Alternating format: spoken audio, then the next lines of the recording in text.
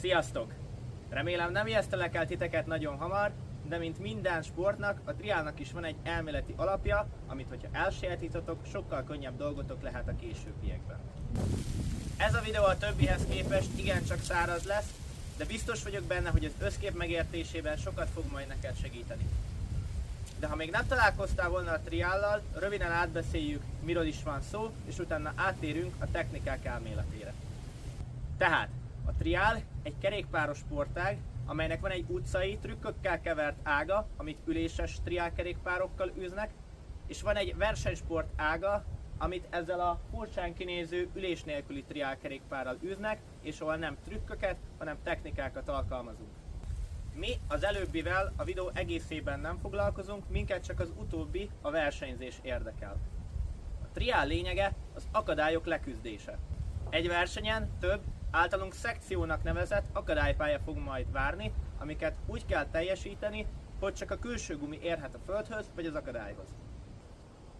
Minél többször teszed le a lábad, esel el, vagy nem teljesítesz egy akadályt, annál kevesebb pontot gyűjtesz a legvégén. Aki a legtovább jut a szekciókon, a legtöbb akadályt teljesítve, így a legtöbb pontot gyűjtve, az nyer.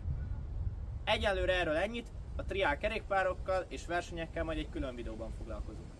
És most a lényeg, hogy minél gyorsabban megtanulod a technikákat, tisztában kell legyél azzal, hogy milyen képességeket kell fejleszteni. Ezt Karol Szervin szedte össze, aki több világbajnoknak is az edzője, sőt, ő maga is régen világkupa dobogós triál versenyző volt. Alapvetően két fő triál képesség van, a konkrét triál képességek és a fizikai képességek. Mi itt most csak a triál képességekkel fogunk foglalkozni ebben a videósorozatban, fizikai képességfejlesztéssel, kiegészítő edzésekkel nem. Más felosztásban 3 részre oszthatjuk föl a triál képességeket, amelyek a valóságban igencsak összefonódnak. Az első a technikai tudás, ami tovább bontható az egyensúlyra, koordinációra vagy a precízióra. A második az ugrások és az ehhez kapcsolódó képességek, mint például a helyes pozíció, időzítés, stb. És a harmadik az állóképesség, összekapcsolva a szekción történő tudatos bringázással, az erőd beosztásával és a taktikai tudással. Először a technikai tudást fogjuk átbeszélni, amit úgy tudnék másképp megfogalmazni, hogy a kontrollod a kerékpáron. Ha megfelelően tudod a földön vagy ugrások közben kontrollálni a kerékpárod, annál precízebb ugrásokat fogsz majd tudni végrehajtani. Ide tartoznak az egyensúlyi, egykerekes, kétkerekes mozdulatok, a hátsó keréken pattogás és a váltott lábos technikák is. A koordináció az agyizom kapcsolattal van összefüggésben, fejlettségen megmutatja akár a külső szemlélő számára is, hogy mennyire vagy stabil, mennyire tud elhelyezni a kereket vagy a bringát a térben.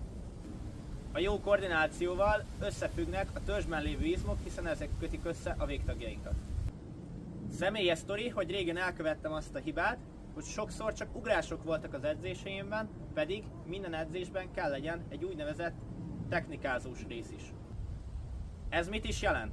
Ahelyett, hogy a maximum ugrásaidat hajszolnád, tedd azt, hogy nagyjából ezeknek a 70%-át próbálod teljesíteni, viszont vékony, kicsi elemekre, egymás után 2-3 akadályt is végrehajtva, és csak azután pihenve.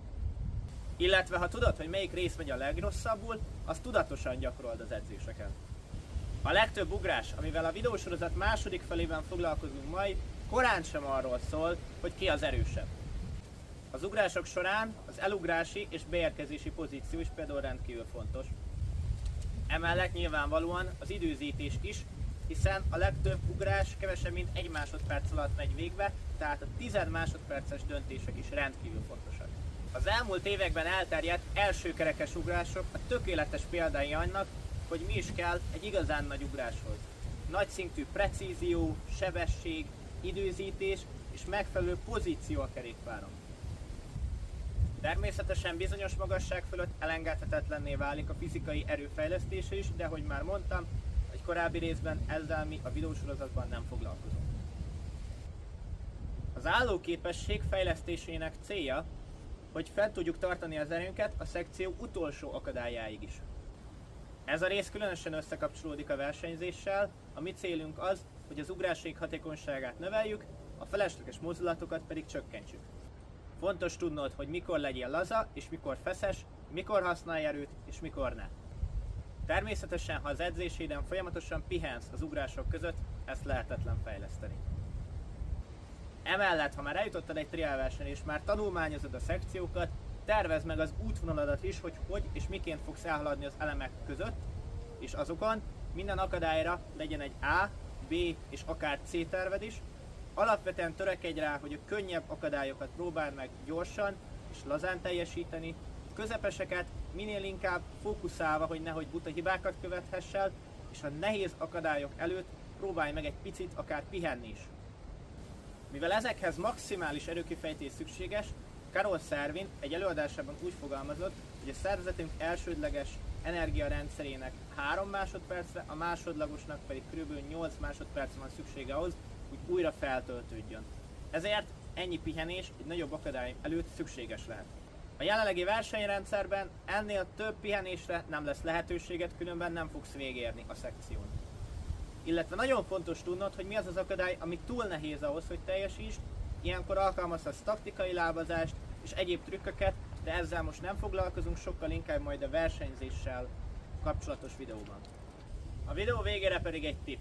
Ha igazán gyorsan akarsz fejlődni, tűzz ki egy célt, vagy készíts edzéstervet. A megfelelő fejlődéshez heti 3 edzés szükséges, egy profi például heti 5-ször edz, és egy edzésnek nincs értelme, ha 2 óránál hosszabb. Szerintem számomra például 1,5 óra az ideális, ahogy egy verseny is általában 1,5 óra hosszú. Az edzéseket is tovább lehet osztani, az szerint, hogy éppen mire van szükséged. Én, amikor közeledik egy verseny, általában 20% technika, 20% ugrások és 60% állóképesség arányba szoktam felosztani az edzésémet. Amikor viszont téli időszak van, többnyire technikát gyakorlok, forgok, egyensúlyozok, stb. Az edzések intenzitása sem mindegy. Például régen elkövettem sokszor azt hibát, hogy kimentem bandázni a srácokkal, és elbeszélgettük az edzést. Az sem jó, hogyha mondjuk egy hosszas edzőtábor után újra bringára akarnál állni, a szükséges pihenést meg kell adni magadnak. Viszont ha fáradtan és mindenképp bringázni szeretnél, olyankor technikát gyakorolj, és semmiképpen se állóképességet, hiszen az a legintenzívebb. A videó végén arra térnék ki, hogy Magyarországon az utóbbi időben megjelentek triál edzők, ha van lehetőséged, látogass le egy ilyen edzésre, az is nagyon sokat tud majd dobni a fejlődéseden.